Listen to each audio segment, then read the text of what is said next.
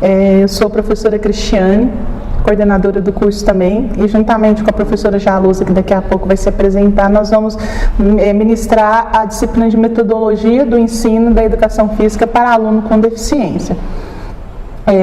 O objetivo da disciplina, eu acho que vocês tiveram contato com o guia da disciplina, que é abordar criticamente a história das pessoas público-alvo da educação especial no Brasil e no mundo, nos aspectos políticos, econômicos, culturais e sociais, identificando o papel e o significado da educação física e dos esportes, e aí adequar os processos de ensino e aprendizagem às diferentes manifestações da cultura corporal, à necessidade do público, né? Considerando a acessibilidade em suas diversas dimensões, e a utilização das tecnologias assistivas e desenvolver atividades teórico-práticas em escola no ensino inclusivo e especial, né? Então, nós dividimos a carga horária de disciplina 40 horas em 6 unidades. A primeira, terceira e quarta unidade será ministrada por mim, e a segunda, quinta e sexta pela professora Jalusa. Na primeira unidade, nós procuramos trabalhar com história, paradigmas e políticas que orientaram e orientam a educação dos alunos com deficiência. Só para trabalhar um pouquinho essa terminologia, nós vamos especificar a nossa disciplina nas pessoas com deficiência, mas a política atual que orienta as escolas, ela trabalha com o público-alvo da educação especial. E quem são esse público? Dentro desse público está as pessoas com deficiência, né, que são sensoriais, auditiva e visual, física, motora, intelectual, né, que são as deficiências, e o autismo, que a partir da lei da Berenice Piano, de 2012, o autismo, no artigo 1, ele passa a ser considerado pessoas com deficiências também. E aí o transtorno global de desenvolvimento, que são psicoses, etc., e altas habilidades e dotação. Então, nessa disciplina, nós vamos trabalhar só com o público das pessoas com deficiência, que, igual eu falei, entra o autismo também.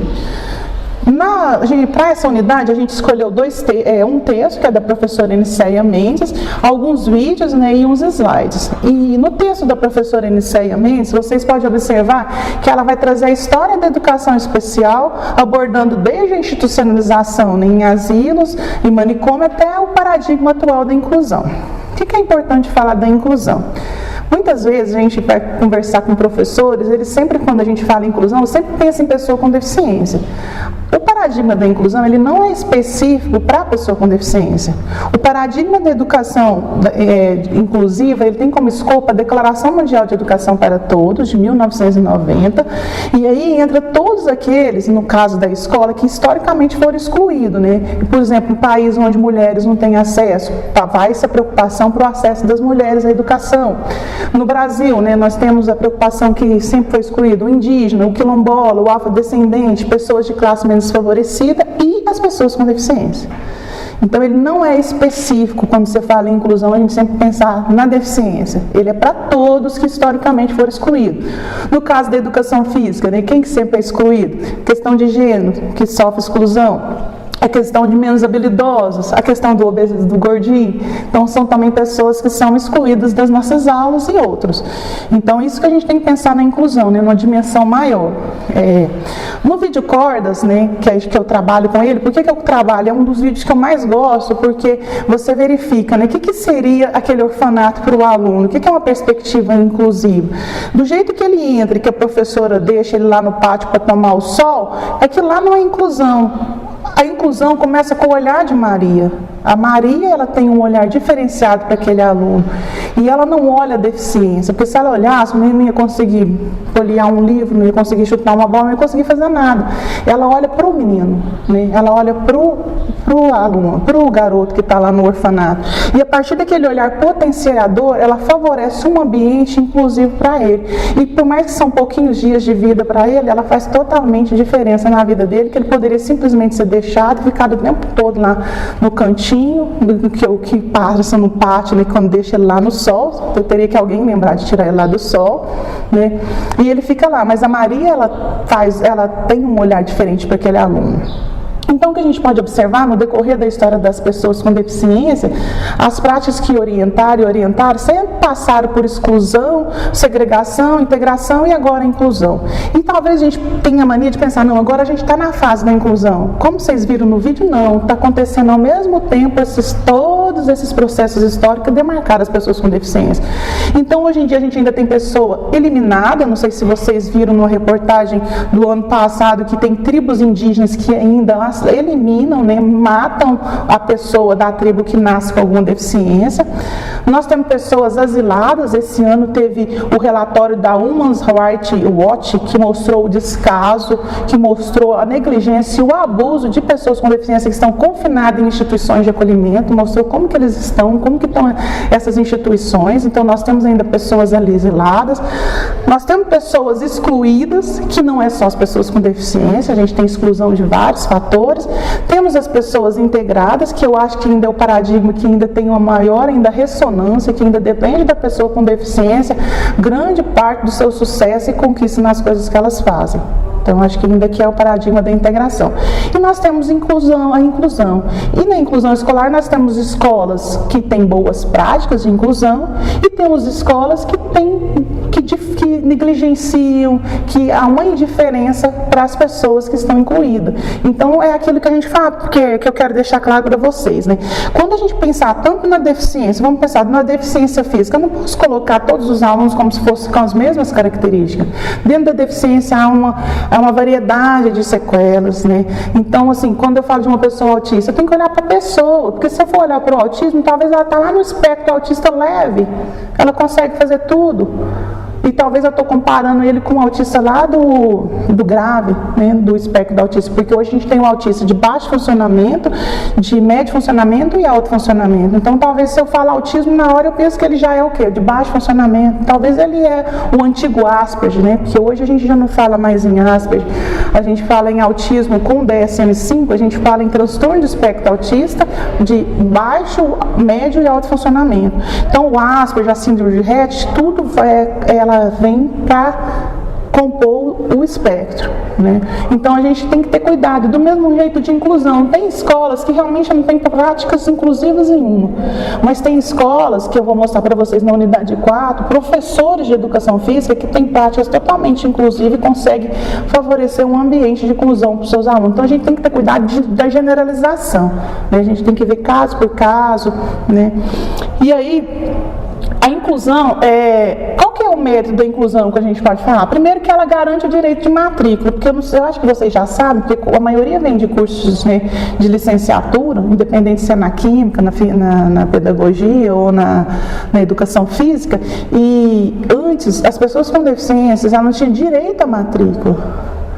Então, por exemplo, se eu fosse para a escola matricular o meu filho, se a escola negasse, eu não matricularia. Inclusive, a educação física, em 1938, tinha uma portaria que ela era usada para não matricular pessoas com deficiências físicas na escola. Porque se o aluno não conseguisse participar da educação física, ele não poderia ser matriculado. Então, ela garante o direito à matrícula. Outra coisa importante, ela desnuda a escola, porque a filosofia da inclusão, ela começou a questionar a estrutura da escola, que é o que ainda não foi mudado, gente. Por isso que a inclusão ainda pode falar que, às vezes eu já vi nos relatos de vocês, lá nos fóruns, que talvez não está dando certo. Porque a grande estrutura excludente da escola continua a mesma. A escola, ela continua com as mesmas práticas, não estou generalizando, mas ela continua com a mesma estrutura de quando ela era uma escola só para a elite e ela abre para todos. Então, são pessoas, por exemplo, se vamos pensar em outros tipos de exclusão, pessoas que estudam o dia inteiro, no caso de vocês, né, que são trabalhadores, né, que trabalham o tempo todo e que ainda tem que chegar à noite e fazer uma especialização. Então, continua com aquele mesmo tempo pedagógico, olhando o mesmo ritmo de aprendizagem, com a mesma formação de professores, né. Os professores, né, que tem que, principalmente agora, nesse tempo de neoliberal, que tem que ter o quê? Que os professores têm que talvez trabalhar em 3, 4 escolas para ter um salário digno. Então, não pensa nesse tempo. Aí o professor não tem tempo de formação, não tem tempo de qualificação, e aí vem essas políticas novas para um corpo velho, de uma escola velha, e aí o que acontece são isso, são práticas que a gente vê, práticas de, às vezes, falando em inclusão, e práticas totalmente excludentes. Então, a política nacional, né, que orienta hoje a educação física na escola é a Política Nacional de Educação Especial na Perspectiva Inclusiva. Qual que é a importância, né? Ela traz o conceito de público-alvo da educação especial e ela efetiva o atendimento educacional especializado. E o que é o AEE, né? Eu acho que vocês, que a maioria já trabalham na escola, o AEE acontece numa sala de recurso multifuncional, com um professor de AE que deverá ser especializado na área, e o aluno tem o acesso ao AE no contraturno. Então, em nenhum momento o aluno tem que ser tirado da sala. O aluno, ele fica com o professor regente na sua sala e no contraturno ele vai lá receber os atendimentos necessários que ele precisa. Isso seria a política de inclusão. E qual é a importância da política de inclusão? Seria o trabalho em equipe, colaborativo. Esse é o principal fundamento, que, por exemplo, o professor de EE com o professor de apoio trabalharia em conjunto com o professor regente, através do ensino colaborativo, e junto eles pensariam recursos e estratégias de inclusão e acessibilidade dessa pessoa. Mas, assim, infelizmente, do jeito que a escola está organizada, ela não possibilita, né, cumprir, né, o que seria exposto na lei, nessa política. E os estudos têm mostrado realmente essa questão da inclusão. E hoje em dia nós temos a Lei Brasileira de Inclusão, que ela reforça os dispositivos que foram historicamente garantidos para os alunos com deficiência.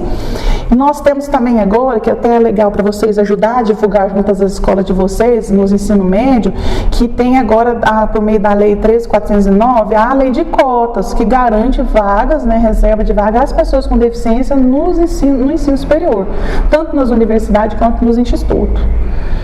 Então, isso é importante. E aí tem o vídeo lá, né, que é o vídeo núcleo básico, que vocês verificam, né, a questão da história das pessoas com deficiência. Então, às vezes, os slides e os vídeos fica parecendo que a inclusão não funciona. Realmente, se a gente for pensar que a inclusão que a gente queria, ela não funciona. Mas negar que teve avanço, a gente não pode negar esses avanços.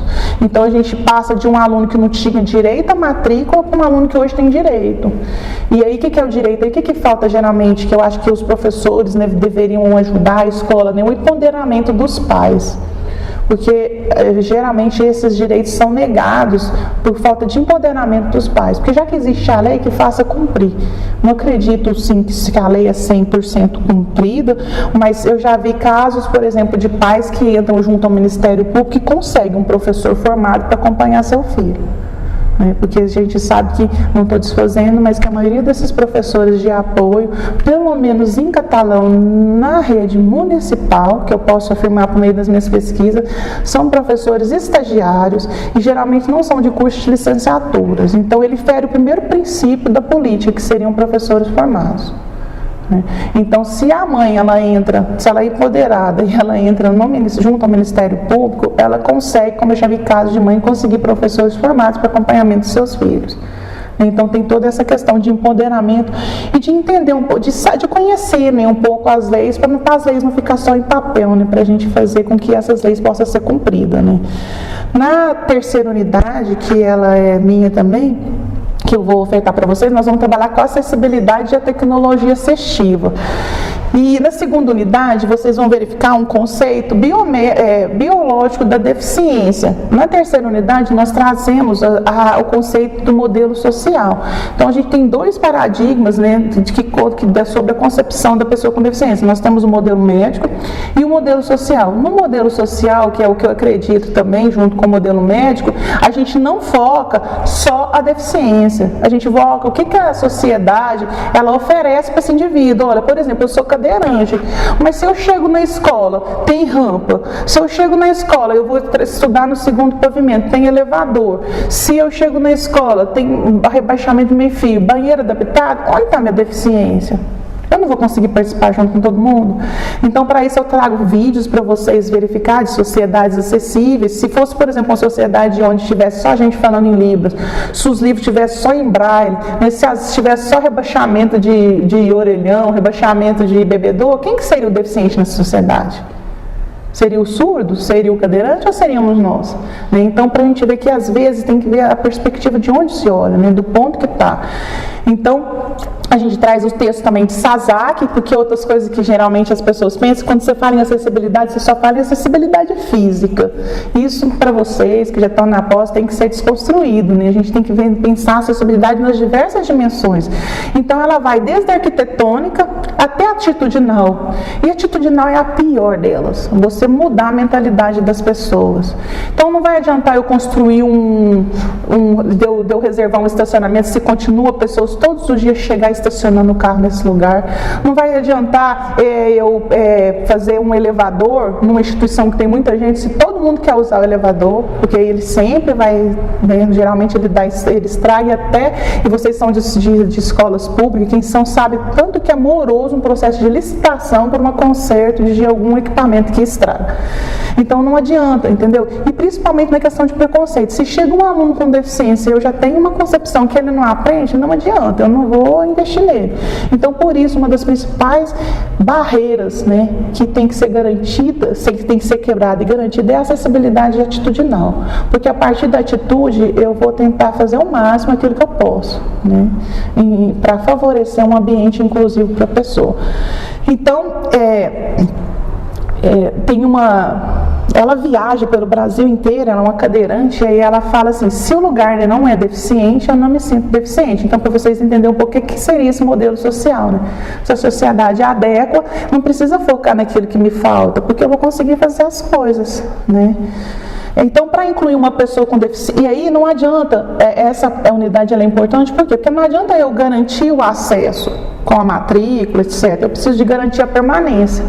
E para eu garantir a permanência, eu preciso garantir o quê? Os requisitos básicos de acessibilidade, né? Que aí o Sasaki ele traz, né? Que é na arquitetônica, na comunicação, na metodológica, instrumental, programática, atitudinal. Só um exemplo para vocês que eu passo.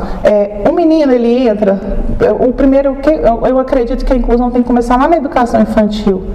Não que os meninos não podem, mas eu acho que a gente poderia mudar a sociedade se a gente tivesse novas práticas na educação infantil. Começar a incluir Libras no currículo. O povo não tem que fazer inglês?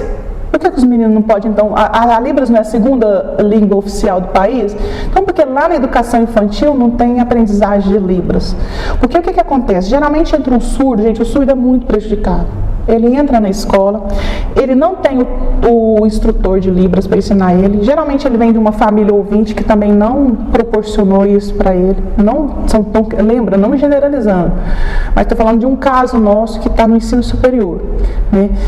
Então, ela não teve. Quando chega no ensino fundamental, o Estado, ele oferece o serviço de intérprete de Libras. Mas o menino não sabe Libras, ele não aprendeu Libras na educação infantil. Então, por que ele vai ter um intérprete de Libras no Estado agora para interpretar? Interpretar o quê? Ele não entende. Então, o que ele fica? Ele fica copista, né? E aí, sim, aí depois vocês pensam todas as dificuldades que essa pessoa passa na universidade, né, quando ela consegue ingressar. Então é isso, então eu acredito que deveríamos era lá na educação infantil que a gente ainda tem chance de começar a pensar numa inclusão para a gente, além da escola, trazer uma sociedade mais inclusiva, né? Eu imagino que a gente poderia investir nossos esforços para começar diferente. Então, assim, a acessibilidade ela é a condição de utilização com segurança e autonomia de todos os espaços e pode ser total ou assistida, né? E dentro dessas acessibilidades, a gente também tem a tecnologia assistiva, que às vezes a gente pensa que sempre é computador, etc., mas ela pode ser de baixo custo. Por exemplo, só para vocês entenderem o conceito, a corda utilizada para Maria, ela é uma tecnologia assistiva. Entendeu? Um papelzinho que você coloca numa bola para fazer barulho, que se você não tem a bola de guiso, ela é uma tecnologia assistiva. Entendeu? Um barbante que você coloca na quadra com fita crepe para fazer autorrelevo para os cegos sentir a demarcação da quadra, é uma tecnologia assistiva. Então a tecnologia assistiva ela vai de alto custo, que são computadores, softwares, por exemplo, se alguém tiver interesse em conhecer, lá na universidade nós temos um SARA, que é um ledor para cego, que você coloca o livro, ele lê. e ele digitaliza, escaneia, ele custa uma tecnologia de 10 mil. Mas a gente pode fazer, por exemplo, essa mesma digitalização por talvez hoje em dia no telefone, que você utiliza aquele programa de scan, você abre no Open Book e ele também faz a mesma leitura, entendeu? Então ela varia de alta tecnologia para baixa tecnologia. E, gente, eu assisti o curso dessa Rita Best lá na cidade de Goiás. Eu estou até pensando em ver com o estado e o município se a gente não tinha condições de trazer ela, porque ela cobra. É excelente o curso dela. Ela mostra, é claro que aí não é numa sala de inclusão, ela tem uma clínica, né? E aí ela vai mostrar como que ela inclui a pessoa com paralisia cerebral com as mais diversas dificuldades por meio da tecnologia assistida. É muito interessante. Eu cheguei apaixonado no curso dela mesmo. Então esse texto dela vai mostrar, por exemplo, na escola você tem um aluninho que tem dificuldade de preensão, aí você vai adaptar o quê? Um lápis. Aí você pensa assim, não, tem que comprar alguma coisa cara. Não, você vai lá, pega aquele rolo lá do macarrão da natação, da hidroginástica e vai lá e adapta o lápis, adapta a colher. Né? Mas tem que ser um trabalho junto, quando eu falo de um ensino colaborativo, porque você não pode ficar só na escola, você tem que acompanhar o menino quando ele for para casa. Porque não adianta ele chegar em casa, na escola e ter uma tecnologia assistiva, e quando ele chega em casa, não tem. Entendeu? Então, por isso tem que ser todo um trabalho que é previsto no AEN. O professor de AEN tem todas as funções e ele sabe a questão de conversar com a família, de implementar as tecnologias assistivas, etc.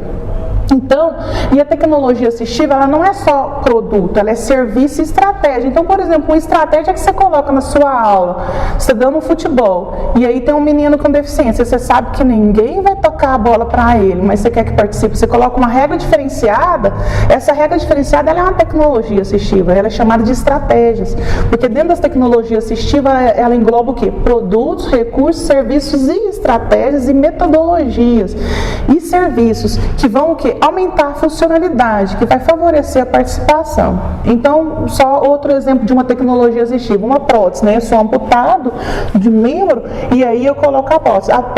Eu coloco uma prótese. Essa prótese é uma tecnologia assistiva, porque sem o braço eu não tenho uma funcionalidade, mas se eu coloco a prótese eu consigo fazer os demais, né? As demais tarefas que são solicitadas para mim no dia a dia. Né? Então, eu trabalho com alguns vídeos, trabalho com o texto do Sazak e da Best, e no fórum a gente pede para vocês falar de acessibilidade, para vocês falar, mas assim, vamos tentar falar fundamentado, fala sobre a infraestrutura, todas as acessibilidades, infraestrutura, comunicação, instrumental e atitudinal. Aí você que está na escola, fala da escola. Você que não está na escola, fala do bar que você frequenta, da caixa, do banco que você vai, da prefeitura que você vai, ou da academia que você trabalha, entendeu? Porque a gente pensa na academia. A academia é um espaço que hoje em dia as pessoas com deficiência estão indo. Elas estão preparadas? Né? Se chega um surdo, será que o instrutor de academia está preparado para passar o que esse surdo precisa? E outra coisa, a gente pensa, geralmente você vai na academia, está cada um aparelho em cima do outro. Se tiver um cadeirante naquele espaço, como que ele vai utilizar aquele espaço? E hoje eles estão tendo acesso, hoje eles estão indo, né?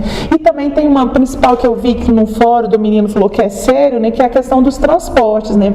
Eu fico brincando que eu tinha vontade de quebrar quase todas as frotas de ônibus da cidade. As meninas que me conhecem sabem, porque todos eles, você vê, tem aquele símbolo do cadeirante. Aquilo lá é um símbolo internacional de acesso. Se tem aquele símbolo, significa que está adaptado. O que os bancos, o que a maioria dos ônibus adapta? Um banco que eles deixam, que pode usar pelo gordo, pelo obeso, pela gestante e pelo deficiente. Que lá não é. Tira aquele símbolo, pelo amor de Deus. A adaptação é se tivesse um jeito dele parar com rampa. A adaptação é se não tivesse escada para a pessoa subir. Entendeu? Isso é adaptação. Isso poderia ter um símbolo internacional de acesso. Mas o jeito que as frotas estão, elas não são. Sem contar, gente, vários relatos que a gente que trabalha na área tem de ônibus que passa no ponto, vê a pessoa com cadeirante e passa direto, porque ele não quer parar, só porque ele tem que baixar uma rampinha para o menino para a cadeira subir. Então são relatos, são barreiras, que aí vocês vão verificar nos vídeos que eu passei, que tem o do invisível, né, que ele mostra, eu não sou invisível, você pode me olhar, e na hora que você me olhar, você vai ver que não precisa fazer grande coisa para mim, talvez você precise só de segurar um elevador, talvez você precise apenas de abrir uma porta, né, eu existo, né, que a questão da indiferença é bem pior, que é onde que eu falo que é a barreira pior, que é a atitudinal, de ser quebrada. Então, o exercício é para vocês contar um pouco, relatar um pouco sobre a acessibilidade do local que você atua e que você trabalha. Outra coisa que a gente pensa que, às vezes, bar, né? Eu tenho uma amiga, particularmente, que ela tem baixa visão. A gente vai vai em algum lugar, não tem um cardápio, você tem que ficar lendo para a pessoa, né? Na academia, você precisa de ver, porque não pensa, né? Por exemplo, que precisa de ser alguma coisa ampliada, um cardápio, ou um cardápio digitalizado que passa, né? Porque são coisas que a gente só vai verificar quando a gente precisa. Não sei se vocês estão antenados, mas essa semana passada foi aprovada uma outra lei, né? Porque a lei precisa sempre de lei para reforçar, que agora os prédios que são construções particulares, todos eles têm que ter adaptação. Não sei se vocês estão acompanhando, mas prédios familiares todos têm que ser já construídos dentro do padrão da acessibilidade arquitetônica, né? Então aprovou mais essa lei, né? Tomara que ajuda, né? Porque desde nossa Constituição de 88 a gente tem lei, né, para os prédios serem adaptados, e até hoje a gente vê construções recentes com todo problema de adaptação, né? Quem sabe um dia, né, não chega, mas eu acredito, porque eu acho que tem mudança, e está tendo essas mudanças aos poucos, porque nada muda de uma hora para outra, né? Se vocês pensarem da época que eles foram eliminados para hoje, que você vai num bar, eles estão lá, você vai numa universidade, eles estão lá, né? Cada dia conquistando o direito, por exemplo, depois a Jaluz vai falar nas Paralimpíadas, né? Depois, para você ver nas Paralimpíadas, quem que traz mais medalha para o Brasil? No caso de nós brasileiros, as Olimpíadas ou as Paralimpíadas? Basta a gente pensar nisso, né? Mas quem que a Rede Globo divulga? Estou falando Rede Globo porque é a rede que atinge a maioria da população, né? Geralmente esses jogos são transmitidos em canais particulares, canais fechados. E na última semana, nós vamos trabalhar sobre a inclusão escolar, estratégias e recursos pedagógicos, né? Para promover a participação dos alunos com deficiência, gente, nas aulas de educação física, o professor de educação física ele precisa adequar essas aulas conforme as capacidades e potencialidade de cada um. Então, talvez vão ter que ter adaptação no currículo ou adaptação metodológica, né? E a Manser, ela fala que essas adaptações podem ser a nível de currículo, de estratégia, de equipamento, de materiais, de instrução, de regras, de espaços físicos, etc. Só que é conforme a necessidade de cada turma. Não significa, por exemplo, que eu entrei com deficiência física, você vai precisar adequar esse ambiente. Mas você tem que verificar a Cristiane. E o que a Cristiane tem, né? Quais são as funções que são preservadas da Cristiane? Em que ela pode participar? Aí, a partir da minha especificidade, que deve ser adequado. Não só porque falou lá no laudo meu que eu tenho deficiência física. Não, o laudo não fala tudo. O laudo é elaborado no contexto médico. O certo hoje em dia que a LDBI fala, que a lei brasileira fala que a avaliação da pessoa com deficiência tem que ser uma equipe multidisciplinar. Então deveria entrar o pedagogo, o médico, o fisioterapeuta, o professor de educação física, etc. Depois dessa avaliação biopsicossocial que deveria pensar em estratégias, né? Então, a própria Lei Brasileira de Inclusão, ela fala hoje, ela assegura no capítulo 4, no artigo 28, o acesso da pessoa com deficiência em igualdade de condições a jogos, atividades recreativas e esportivas de lazer no sistema escolar. Lembra aquela primeira fotinha que eu trouxe para vocês, dos caixotinhos, que as pessoas estão tentando assistir um jogo, tem um caixotinho, todo mundo está com um caixotinho? Aquilo lá seria igualdade.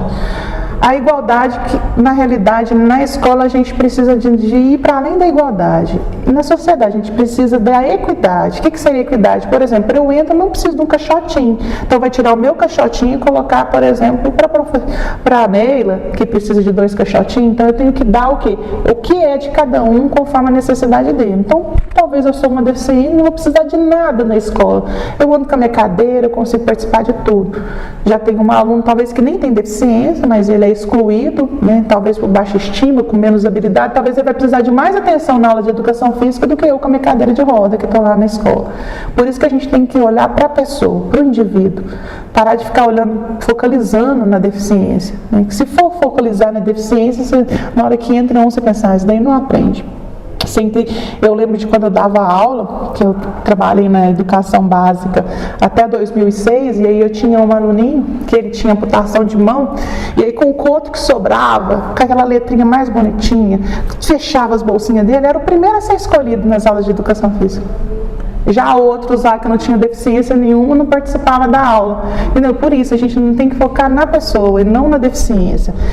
Então, as adequações elas podem ser pensadas para academia, para você que dá aula de química, para você que é pedagogo, né, para você que é professor de educação física. Então, nas diversas disciplinas, conforme o aluno que está lá. E aí, para isso, eu escolhi 3 textos. Eu sei que, que são 3 textos, mas são essenciais. O primeiro, que é o de Fiorini e Manzini, ele vai apontar, é legal que ele vai trazer já as dificuldades do professor de educação física para a inclusão, e aí eles vão gravar a aula e vai mostrar o que cada professor poderia ser melhorado. Aí tem o da Graguol, que ele mostra que não está tendo inclusão, é um artigo de 2018, só para vocês verificar que em 2018 ainda não tem inclusão, né, de alunos com deficiência nas aulas de educação física. E tem o da Manser, que aí ela vai mostrar o que poderia ser adaptado, por exemplo, para jogar, você vai brincar de pega-rabinho, né? Aí tem um cego, o que você poderia adaptar no pega-rabinho para o cego participar? E aí ela vem trazendo todos os tipos de, muito bom texto, que todos os tipos de adaptações necessários. Aí, gente, eu trouxe um monte de vídeo para vocês. Deixei 3 só, que é no básico, mas tem um monte de complementar onde que mostra várias aulas de educação física, várias metodologias adaptadas durante as aulas de educação física que deu certo e conseguiu incluir diferentes pessoas. Tem síndrome de Down, tem um menininho, vocês vão verificar que ele faz educação física o tempo todo no tatame, mas ele participa o tempo todo da aula. E são várias estratégias, né, de porque os professores vêm conseguindo para realizar boa prática. E para encerrar, eu queria falar com você, eu trouxe também uma lista de filmes, né, mas é tudo complementar. No final das unidades vocês vão verificar. A gente trouxe essa lista porque são filmes que deles lá tem uns 5, 6 que são tudo baseados em fatos reais, né? Então que não são filmes fictícios, né, hollywoodianos, são filmes que foram baseados na história de vida das pessoas. E eu queria falar um pouco de uma pesquisa que a gente terminou de desenvolver aqui, junto com a Lidiene, nas escolas de catalão, para dar uma ideia para vocês o que seriam essas estratégias. Vou trazer 2 aulas específicas onde que tinha aluno que poderia ser incluído, mas a gente verificou que não era incluído. Numa escola tinha um aluno que ela tinha paralisia cerebral e ela ficava com o professor de apoio. A professora estava trabalhando conteúdo futebol, parte teórica e história. Enquanto os alunos estavam aprendendo com essa professora história do futebol, a aluna com deficiência, que tinha paralisia cerebral, estava lá no fundo da sala com o professor de apoio desenhando bolinha, florzinha, etc. O que seria uma estratégia de inclusão ou do professor de apoio ou do professor de educação física? Poderia estar trabalhando, em vez de bolinha, de barquinho, de bichinho, elefantinho, poderia trabalhar a história do futebol, trouxesse figurinhas, trouxesse fantoches, trouxesse uma maquete, você está entendendo? Que poderia ser trabalhado, fizesse desenhos que tinham a ver com o futebol, né, que não saísse do tema da aula. Esse daí não é inclusão. E o que a nossa pesquisa mostrou, que a pesquisa do Greguol mostrou, que é assim, ou o aluno, nas aulas práticas, está lá na quadra sentada, com o professor de apoio na arquibancada, ou esse aluno está sentado no fundo da sala com o professor de apoio. O professor de apoio tem um papel-chave, igual eu falei, mas para ajudar, e o professor de apoio e o professor de EE, eles, na política, é para favorecer a inclusão junto com o professor regente. O aluno é da regência. O aluno, por exemplo, se sou eu que estou na sala, o aluno é meu aluno, ele não é o aluno do professor de apoio, ele não é o aluno do professor do EE. Então a gente tem que pensar, né, formas de como eu posso, a partir do professor de apoio, do professor de EE, conseguir incluir esse aluno. O segundo caso, para vocês verem, era uma escola outra coisa, conteúdo esportivo competitivista. Na escola ele não exclui só a pessoa com deficiência, ele exclui todos aqueles outros. Exemplo, o menino foi uma aula de futebol, começa já assim, chega todo mundo, aí os melhores eles dividem o time, primeiro é o time de menino, depois é o time de menina. Os meninos com deficiência simples, que era deficiência intelectual e um autismo bem leve, eles eram escolhidos pelas meninas, porque para os meninos eles não participavam. E na hora que as meninas iam escolher, elas escolhiam eles lá para a 4ª vez, era os 4º, 5º, isso era todo dia um padrão. E aconteceu esse padrão em 2 escolas, que a gente observou o mesmo padrão. Aí eles eram o último a ser escolhido. Aí eles participavam. Sabe como que eles participavam? Eles ficavam lá no fundo da linha. Nenhum momento, 50 minutos de aula que a gente observou, a bola sequer tocava no aluno. Aí precisa o quê? Da mediação do professor. Porque aí o professor tem que criar regras, né? Olha, se não tocar pelo menos uma vez em tantos alunos, porque o que a gente verifica? Que não é só o aluno com deficiência que participa, né? Quantos alunos lá nesse momento não tocaram na bola? Então, por isso que precisam de estratégias e de metodologias diferenciadas. E aí, assim, eu sei de toda a nossa dificuldade, eu sei que quer dar aula para 40 meninos, né? São 40 meninos na sala. E outra coisa, mas tem estudos que têm mostrado que esse jeito de escolher na educação física pela Harvard, ele tem trazido sequelas de baixa estima, historicamente para a vida das pessoas, e não só das pessoas com deficiência. Quando a gente entra no curso de educação física, a gente vai pedir para os alunos relatarem, eles mostram como que essa escolha naquele momento deixaram marcas negativas. Então, começa na estratégia de escolha do professor. Do jeito que ele escolhe, você já vê que já vai diferenciar uma metodologia, porque se eu chego e deixo sempre os 2 melhores do time escolher, não vai excluir só o aluno com deficiência, né? Então, era isso. Na questão de apoio, do professor de apoio, eu friso de novo, porque tem estudo mostrando que ele tem silenciado a deficiência dentro da sala. O que é silenciar a deficiência dentro da sala? Por exemplo, não sei se vocês já observaram, se o menino faz um barulhinho, o professor já sai com o aluno deficiente da sala. Então, com isso, se ele causa qualquer questãozinha, qualquer coisinha na sala, já tem que sair com ele. Com isso, eu que sou regente, que seria o responsável, porque sou eu que sou responsável pela sala. Se eu sou professor de educação física, naquele momento a aula é minha. E a gente conversa até com nossos alunos de educação física, né, que eu converso às vezes com o tutor. Nem aquele professor de português, de matemática, deixou o aluno de castigo e quer colocar sua aula, que é você que tem que decidir. Porque se você deixa essa pessoa sem participar, você está falando que o seu conteúdo não serve para nada. Que realmente seu conteúdo não tem o quê? Não tem o porquê de estar na grade curricular.